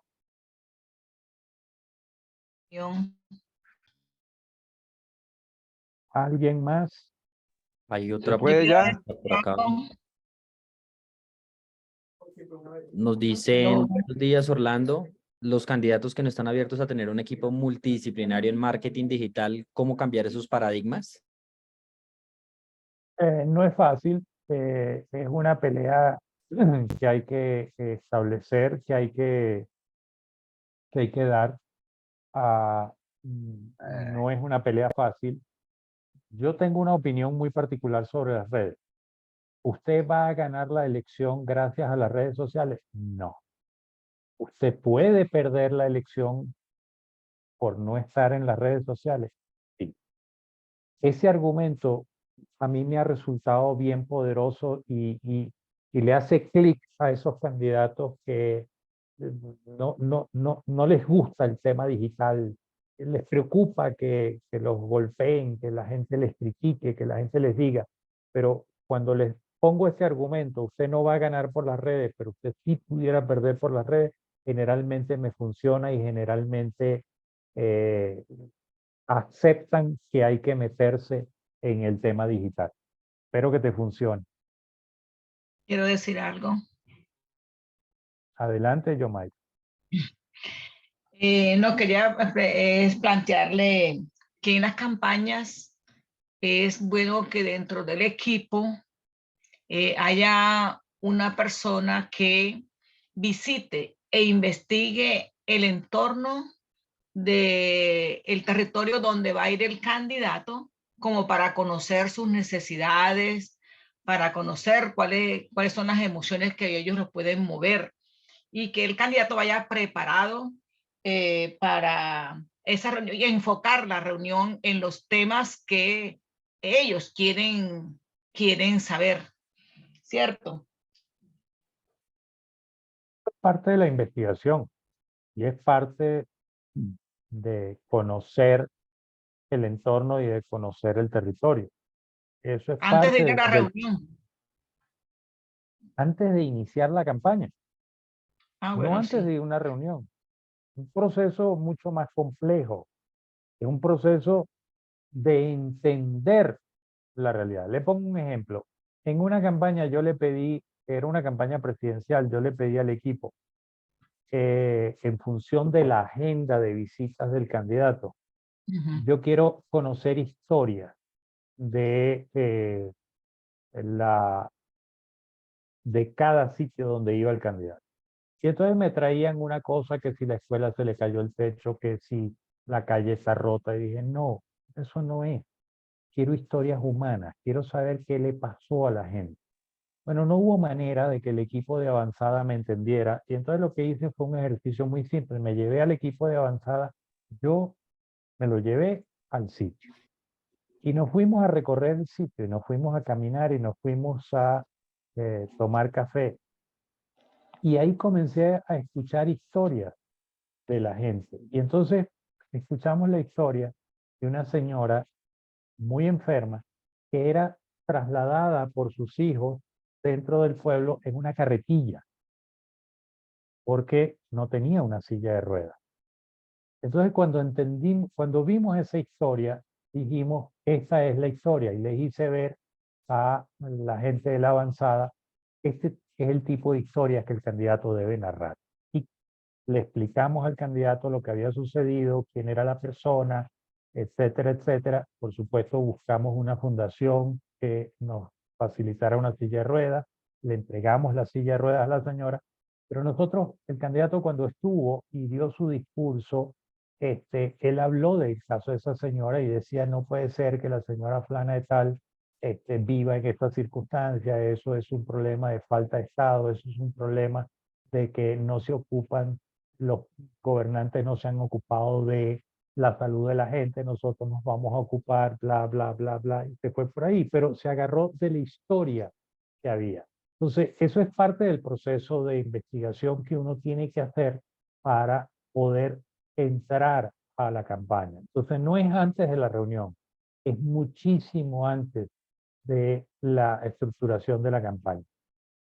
Ok, gracias. A ti. Gabriel. Muchas gracias por permitir la participación a Orlando.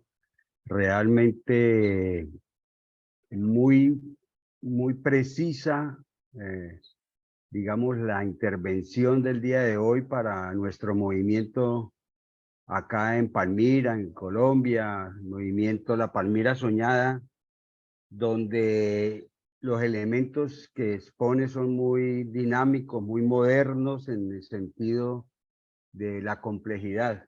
Lo que quería comentar, a ver qué opinión tienes, Orlando, es que el símbolo que presentas, el gráfico de la complejidad, pensé más que desenredar esa complejidad, lo que necesita los miembros de la campaña y el mismo candidato es comprender esa complejidad más que desenredarla. La complejidad nunca se va a desenredar, digámoslo así, pero si nosotros la comprendemos, podemos saber en qué momento, en qué nodo de esa complejidad vamos a estar. Y lo otro que me llamó la atención es como la separación con el esquema del candidato y los tiempos o los porcentajes que le dedica a las actividades. La campaña también puede tener ese tipo de esquemas y definir qué porcentaje, porque veo que hay una diferencia entre la campaña, que son unos miembros fieles a la campaña, y el líder. O sea, en un momento dado se separa para interpretar la problemática y luego, pues obviamente pertenecen, se unen para evaluar y ver los resultados de sus acciones. Pero me llama la atención que la campaña es como un sujeto más y el líder es otro sujeto en determinados momentos de la conferencia. Muchas gracias, Orlando. Muy buena tu conferencia. Gracias, Gabriel. A ver, son dos cosas distintas. El candidato es uno, la campaña y el equipo de campaña es otro. El candidato es la punta de lanza del proyecto político, es el vehículo visible, es el portavoz de una propuesta política, pero la campaña es todo el equipo y todo lo que hace. Es igual que en gobierno. En gobierno tú tienes a un alcalde o tienes un gobernador, bueno, es la cabeza del ejecutivo, pero tú tienes a todo un equipo de gobierno y cada secretario tiene sus funciones específicas y concretas que tiene que realizar, el de salud, el de hacienda, el de desarrollo social, el de cultura, etcétera, etcétera. Bueno, las campañas son exactamente igual. Uno. Dos, uno de los grandes errores que se cometen en muchas campañas es que el candidato trata de meterse, inmiscuirse en todo y trata de estar en todas las cosas y resulta que no hay tiempo. El candidato debe ocuparse para lo estratégico y lo estratégico se llama votos y plata. Y créanmelo, votos y plata es suficiente trabajo para el candidato. Todo lo demás lo tiene que hacer el equipo de campaña. Hay que tomar una decisión estratégica que va a incidir en el futuro de la campaña. Por supuesto, hay que consultar al candidato. Al fin y al cabo es el proyecto político, es él el que tiene la camiseta y es él el que está jugando su pellejo y su prestigio.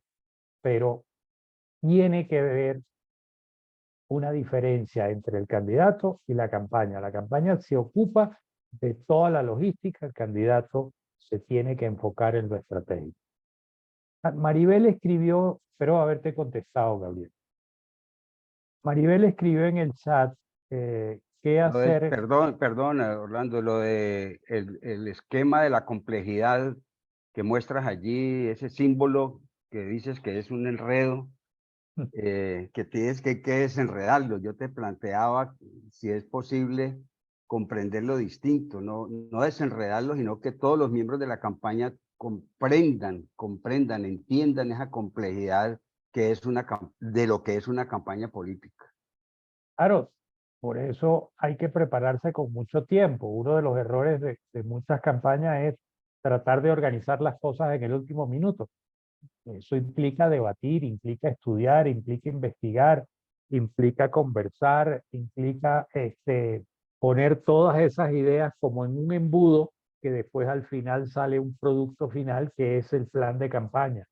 Y eso implica debatir entre todos los miembros de la campaña en la etapa previa antes de salir, mucho antes de salir a la campaña.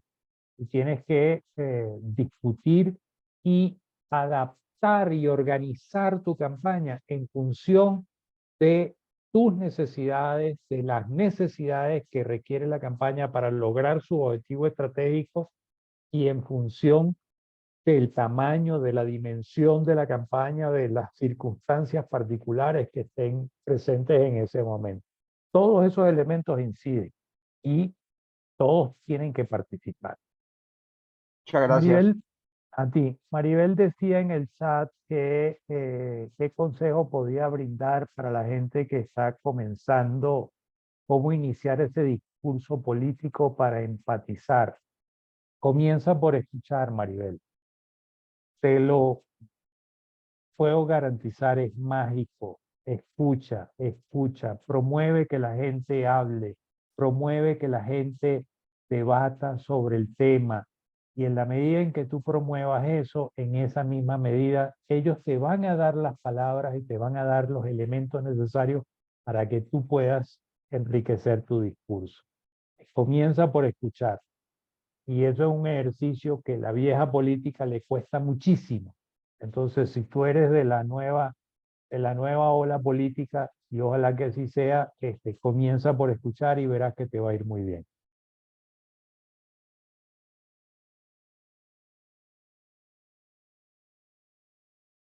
Juan Carlos y... Doctor, qué pena volver a molestar ahí con otra consulta. Yo he tomado una postura y es la de que alrededor de cada 20 días, un mes, estoy haciendo unas reuniones ejecutivas con el equipo de trabajo. Tú ahorita tocabas un tema muy importante, 30% es el tema de la financiación, 25% es el tema de la participación con la comunidad y pues el otro 45% se divide entre otras actividades normales que nos toca a nosotros. En ese 30% donde es bien difícil delegar por las responsabilidades propias que se asumen cuando otras personas reciben el dinero de campaña y que uno no sabe después qué compromisos adquieren y finalmente, al final del día es uno el que termina enredado. Digamos que yo he decidido estar en esos comités técnicos donde sí o sí cualquier decisión que gravite en temas económicos y obviamente de la campaña, pues mensualmente me están dando un informe y voy a estar yo siempre ahí participando. Mi pregunta es, ¿si es objetivo que uno esté ahí asumiendo ese rol? O según lo que tú decías ahorita, no es justamente necesario que el candidato lo haga, aunque pues en lo que a mí respecta pensaría que el candidato debe estar enterado de todas estas cosas, pero no sé cuál es tu apreciación. A ver, se supone que tú tienes un coordinador, jefe de campaña, gerente de campaña, jefe de debate, como lo quieran llamar. Una de las características de ese personaje es que tiene que ser de tu más absoluta confianza y tú tienes que descansar sobre él, sobre las cosas que no sean absolutamente estratégicas de la campaña. En el tema específico del financiamiento, evidentemente tú eres el que autoriza si se acepta o no se acepta, porque el que se va a comprometer eres tú, no es otro. Entonces, evidentemente tú tienes que tener la última palabra, pero la operatividad y todo lo demás lo tiene que hacer la campaña. Esas cifras que yo planteé en esa pirámide, eso no está escrito sobre piedra. Hay campañas donde hay que dedicarle más tiempo a la búsqueda de recursos y campañas donde menos. Pero lo que sí es importante es que el candidato tiene que estar en lo estratégico. Tienes que tener un gerente, un jefe de campaña de tu confianza que se ocupe de todo lo demás y que tú puedas estar tranquilo y descansado.